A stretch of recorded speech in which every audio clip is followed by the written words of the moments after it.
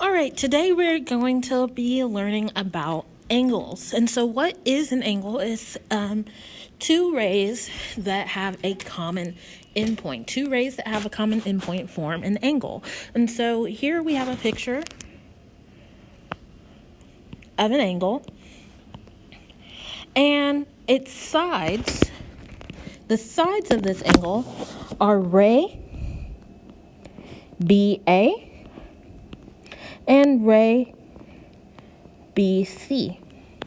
And the vertex of this angle, this is a vertex right here. The vertex of this angle is point B. And so how can we name this angle? Well, we can name it with its full name, which its full name is angle ABC. We can simply call it angle B, or we can call it angle CBA. It is very important that whenever you're naming an angle with its full name using 3 letters, that the vertex goes in the middle.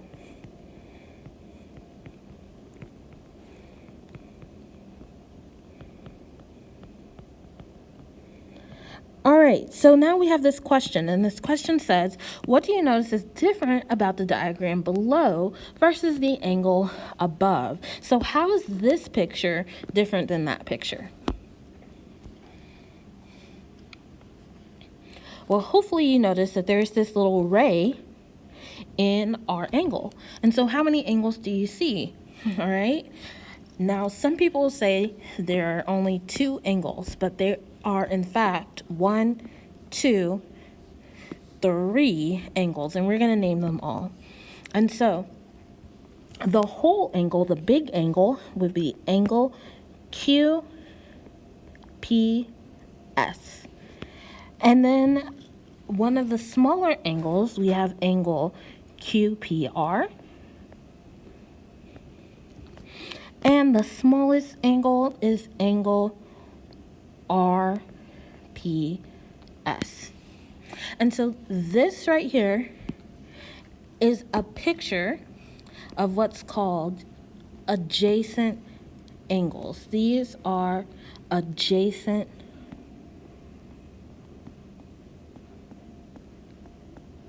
angles. And so the word adjacent simply means next to. And so we have angles that are next to each other. And so this angle is next to that angle. So let's practice naming the parts of an angle. So here we have a diagram, and there are multiple angles. There are a lot of angles in this diagram. Some of them are numbered. We have angle 1, 2, 3, 4, 5, but there are more than just 5 angles here because this is also an angle, angle XTZ. And so we're asked to name the vertex of angle 2. So here's, well, that was annoying. Excuse the sound of the bell. But here it's angle 2. Where is its vertex? It's not here, it's not there. It's where those rays meet at point T. All right, name the sides of angle 4. So here is angle 4. The sides of an angle are going to be rays, so I'm going to go ahead and set up my ray symbol. And where are the sides of angle 4? They're sides TW and TZ. Write another name for angle 3. Another name for angle 3 would be angle. We cannot call it angle T because all of these are angle T. So you can't use the nickname. We have to use the full name. And so we can call this angle 3, angle UTZ. Or we could call it angle ZTU. Write another name for angle 1, no problem. Here's angle 1. Again, we cannot call it angle T, but we're going to put T in the middle. We can call this angle YTX, or if you want to, you can call it angle XTY. Name the sides of angle 5. I want you to notice right here we have this little box right here. What does that box mean? Hopefully you recognize that that box means that angle 5 is 90 degrees. And so I'm just going to write right here 90 degrees real quick. And so angle 5 is 90 degrees, but we want to name it. Name the sides. And so what are the sides of angle 5? We have 2 rays are going to be the sides of an angle. And so we have ray TY, and we have ray TW. Those are the sides of angle 5. So hopefully we understand now how to name an angle and what its parts are and where the vertex is. And so now that we understand the anatomy of an angle, we're going to move on to our angle addition postulate. And so the angle addition postulate says if some point R is in the interior of some angle QPS, then QPR, the measure of angle QPR, plus the measure of angle RPS equals the measure of angle QPS. And so I want you to notice that with this one, we have an if-then statement. We have if this, then that. And then down here we have if that, then this. It's flipped. This is the converse. I am not going to read the converse because I want to just make sense of the original if-then statement for you. And so if R is in the interior of QPS, so here we have R in the middle of angle QPS, then what's true? Part plus part equals whole. That is all this statement says. Part plus part equals whole. The little m means measure. The measure of angle QPR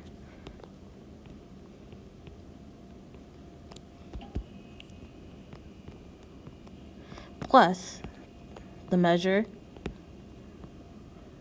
of angle RPS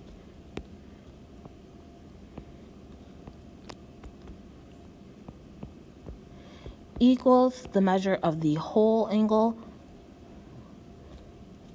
QPS.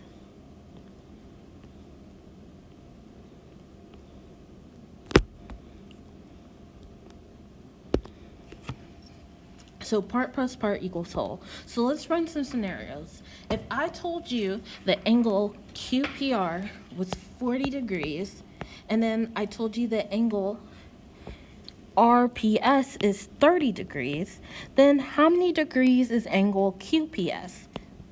Well, the whole angle would be 70 degrees. Let's run another scenario. What if I told you that angle QPS was 50 degrees, and then angle QPR was 30 degrees? Then how many degrees is angle RPS? Well, 30 plus what equals 50? We have to think 30 plus 20 equals 50. And so let's practice with this concept. The concept is part plus part equals whole. And so in our first problem, it says if angle QPS, first let's identify angle it says PQS. PQS is 77 degrees. First, let's identify PQS as a part or a whole. PQS is the whole angle. So let's label that this is 77 degrees. And angle PQR is 32 degrees. Find the measure of angle RQS. And so let's think about what's true. What's true is that part plus part equals whole. Therefore, the measure of angle PQR plus the measure of angle RQS QS equals the measure of angle PQS. Now let's plug in all our pieces. We know that angle PQR is 32 degrees. Plus, RQS, we don't know RQS, so we're going to call it X equals PQS, and PQS is 77. So if we want to get X by itself, what are we going to have to do? We're going to have to subtract 32 from both sides. And when we do that, we find that X is 7 minus 2 is 5, 7 minus 3 is 4, is 45 degrees. And so the measure of angle RQS is 45 degrees. So a lot of you probably could tell that we needed to subtract right off the top of just drawing the picture. Oh, we need to subtract. But I wanted you to see the full process, because sometimes we're not going to be given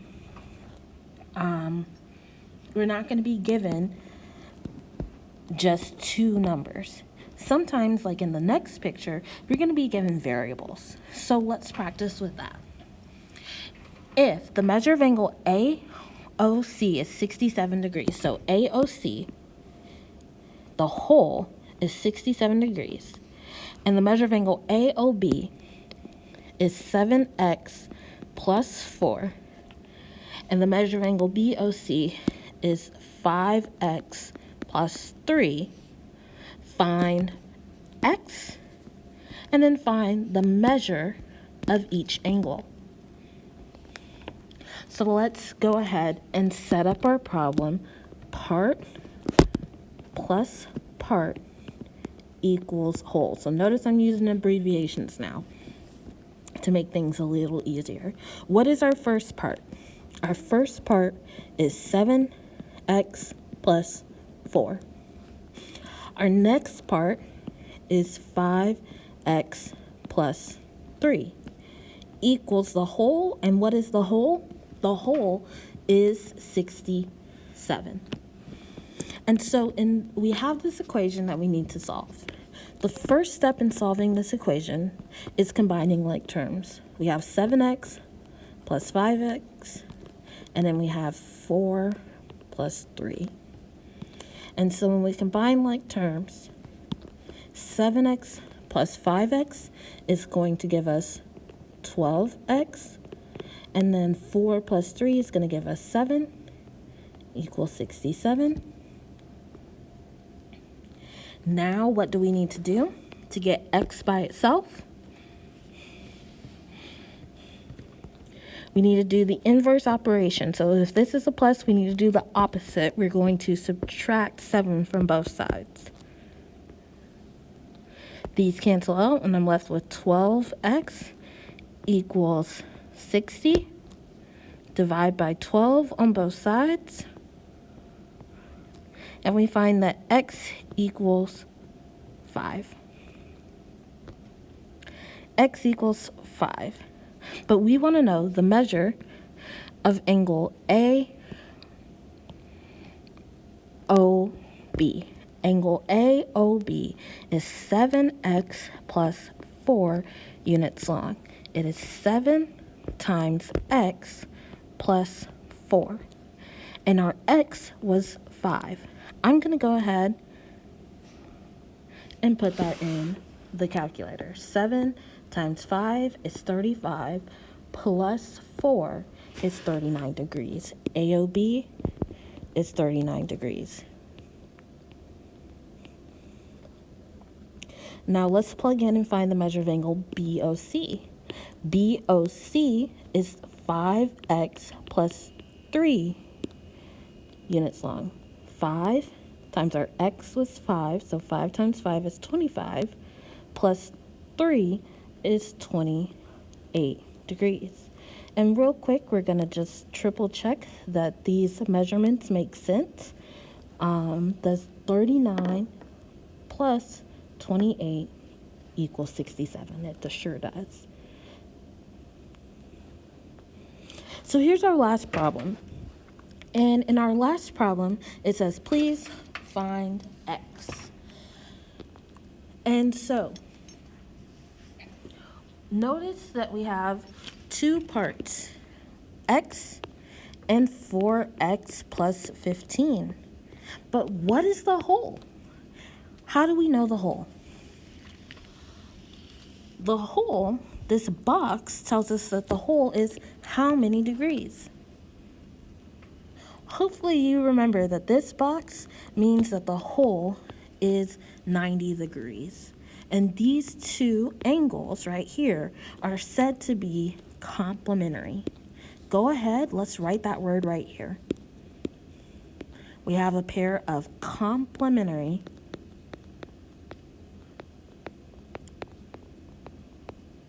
angles. And so whenever we set up our problem, part plus part equals whole, the box tells us that the whole is 90. And so we have 4x plus 15 plus x equals 90. Let's combine our like terms. 4x plus x is going to give us 5x. So we have 5x plus 15 equals 90. We need to subtract 15 from both sides. And when we do that, we find that we have 5x equals 75. And now what is our last step? Our last step is to divide by 5 on both sides. And when we divide by 5, we find that x is 15. All right, well, that concludes our notes for today. Thank you so much for joining me, and I hope you have a great rest of your day.